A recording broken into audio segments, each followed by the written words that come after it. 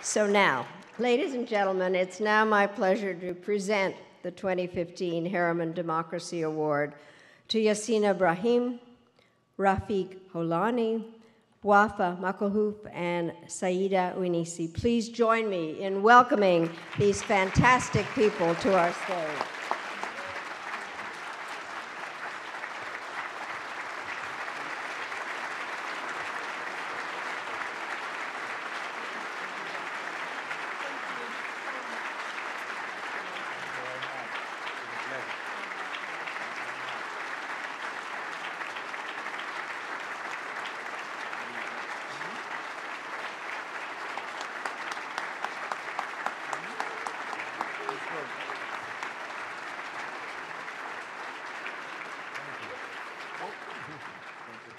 Okay, one more. Thank you very much. Thank you very much, Secretary Albright. You've been supporting us in Tunis in March, that business community conference, and we exchanged a lot about the potential of Tunisia at that time. So I'm very happy to be here today and to see you again supporting Tunisia with the NDI.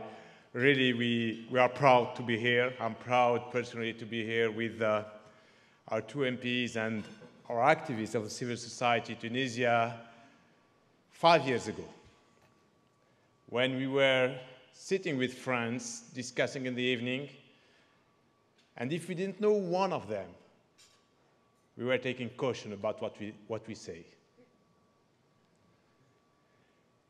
After the revolution, freedom, expression, freedom of expression in Tunisia, everywhere. Today we have 4 million people on Facebook. All of them are becoming politicians and free. It's not always easy, but that's freedom. We've been through difficult times, but thanks to the civil society, thanks to political parties, thanks to Tunisian society, even if you ask ourselves who we are, where are we coming from?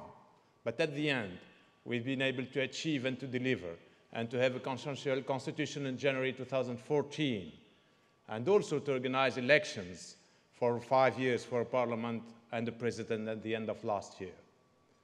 And NDI played a role in that.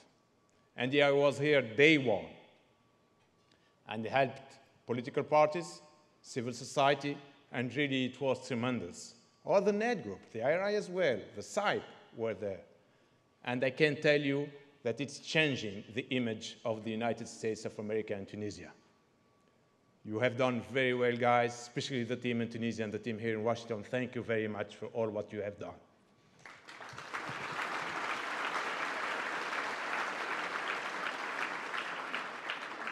But when we look to the future, the situation in Tunisia is still fragile today. Building a democracy takes time. We still need to reform our justice system. We have a parliament that is lacking means that we need to improve. And more than that, population is happy with freedom. Freedom is good. Democracy is good. But democracy has to deliver. Democracy has to deliver prosperity. And the economical and social situation in Tunisia today, unfortunately, is worse than what it was in 2010. Now that we have a stable government with the unity of 4 main parties in the parliament, we will be able to deliver, economically speaking. But we need your support. We need the international support. But we need the concrete international support, and we hope that you will help, guys, to help us to make it a success. And I hope in a few years' time, we'll have young people from Tunisia coming here, entrepreneurs, and will say, yes, I have a good hope for the future in Tunisia, because really our country is now delivering and democracy is delivering prosperity. Thank you very much.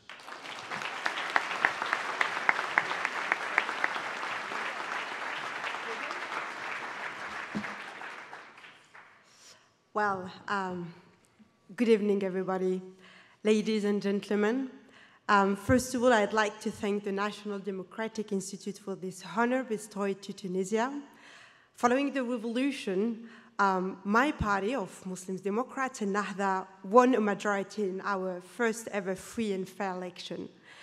and rather than surprise the region and the world by calling for national unity government. And we did this because we believe that domination by those in power has been the root cause of many conflicts in our region. We cannot rebuild our society with a majoritarian attitude. Democracy requires respect for pluralism and the right of all, not just the majority, especially in nascent democracies like Tunisia. We need to govern with consensus, unity, and dialogue, and represent all segments of our society. These decisions actually played a crucial role in developing what has been described as the most progressive constitution in the Arab world, and of which I'm proud, and I'm sure that my Tunisian fellow here are proud too. This constitution, which guarantees democracy, human rights, and equality, this is one of the most important things, equality between men and women.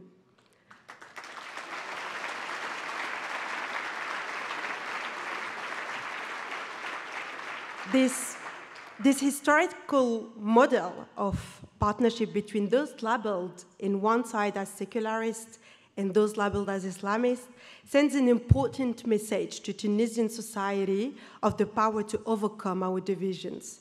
And it also sends a message to some of our neighbors, particularly those in areas wrecked by conflict for years, that dialogue is key, no matter how difficult it is to secure. We are confident that this consensus model will also help us to overcome our current challenges, in particular, as Minister Brahim said, economy and security. I would also like to address one question I have often been asked. Why did a young woman in her 20s studying at the Sorbonne choose to enter politics and join a parliament, which needs a lot of support? I said to myself, if young people could bring down a regime in Tunisia and write history, then we are able to build a more equal society too. My generation has a dream, democracy in the Arab world. We young Tunisians gave hope to other nations in their struggle for freedom and dignity, and our country is the living proof that change is possible despite the great sacrifices it demands. Today, our common dream for freedom and dignity is facing real challenges, and making it come true is more difficult than we may have thought. We must remember that democracy is not a gift, it's an ideal that great nations are constantly, everywhere in Europe, in the US, struggling to achieve. It is a path, a marathon that requires time, energy, and wisdom, and the support of other nations who believe in this ideal too. A breath of democracy has blown in the Arab region, and it's our duty as young people and fervent supporters of democracy to keep it alive. Thank you very much.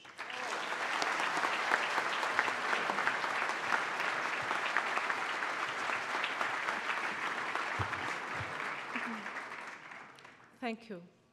Ladies and gentlemen, first, I'm honored to be recognized for the work that we have accomplished in Tunisia. But I am reminded of the work that still lies ahead of us.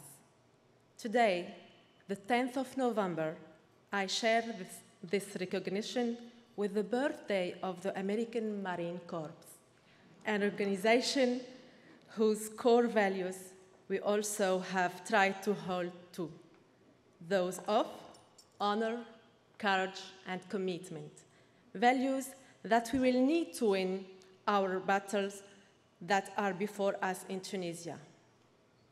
Our partnership and cooperation with NATO is beneficial for security, but security is held by education, employment, and the opportunity for entrepreneurship. Imagine a prison meant for 500 people, overcrowded with 1,000, with minor offenders being mixed with extremism. With a lack of opportunities, our hopeless youth are recruited and foreign fighters. This is a battleground where we can fight them by providing training and coaching so that they have a second chance to achieve their dream instead of the nightmare of religious extremism. Social entrepreneurship is a key of stability in our fragile newborn democracy. I believe we can harness the potential of youth and set them on the path of new ideas and creation instead of ISIS destructions. Tunisians are builders, as Secretary Kerry started. We have to remember what enabled us to come this far. It was progressive politicians and active civil society with different views, but the same vision for the future. This is the foundation of our new Tunisian democracy. The international community has an interest in and responsibility to work with us to develop the Tunisian model for the region and beyond. As a new politician from Nida Tunis party founded in June 2012, I dedicate this prize, the NDI Democracy Award, to Tunisian women, the youth of my country, and its civil society. Tahia Tunis.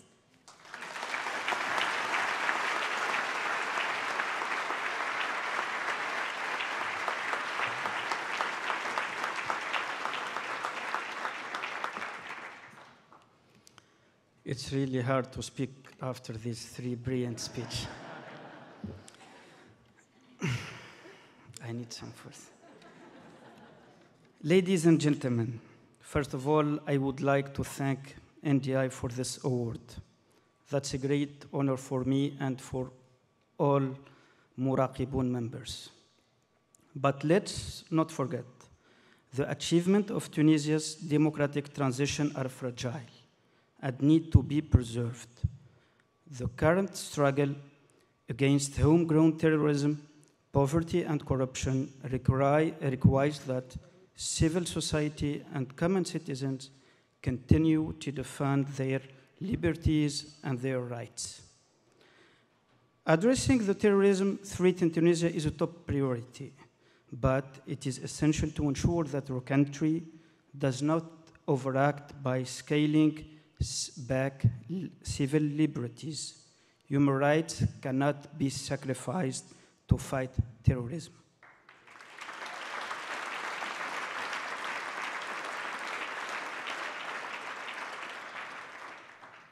And the state's response to terrorism issue poses the greatest risk for democratic backsliding in Tunisia. Tunisia now is facing several threats and challenges, but we choose to go to democracy. I will paraphrase President Kennedy when he spoke about the Moon Program. We choose to go to democracy. We choose to go to democracy and establish the rule of law, not because they are easy, but because they are hard. That goal will serve to organize and measure the best of our energy and skills, because that challenge is one that we are willing to accept, one we are unwilling to postpone, and one which we intend to win.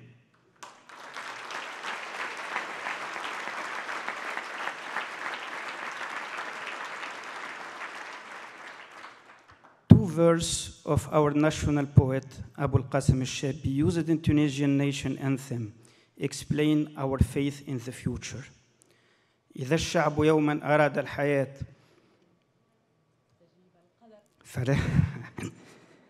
إذا الشعب يوما أراد الحياة فلا بد أن يستجيب القدر ولا بد لليل أن ينجلي ولا بد للقيد أن ينكسر. When the people will to life, destiny must surely respond. Oppression shall them vanish, chains are certain to break. People speak about exporting the Tunisian model, but in fact, democratization process is too complex to just be copy and paste or simply duplicated. We believe that building a society with the respect of Women's rights, human rights, with a big place for youth, will be an inspiration for our neighborhood. We believe in democracy for Tunisia and for the Arab world. And you, international community, you must have faith in it. Just have faith in democracy. Just have faith in Tunisia. Thank you.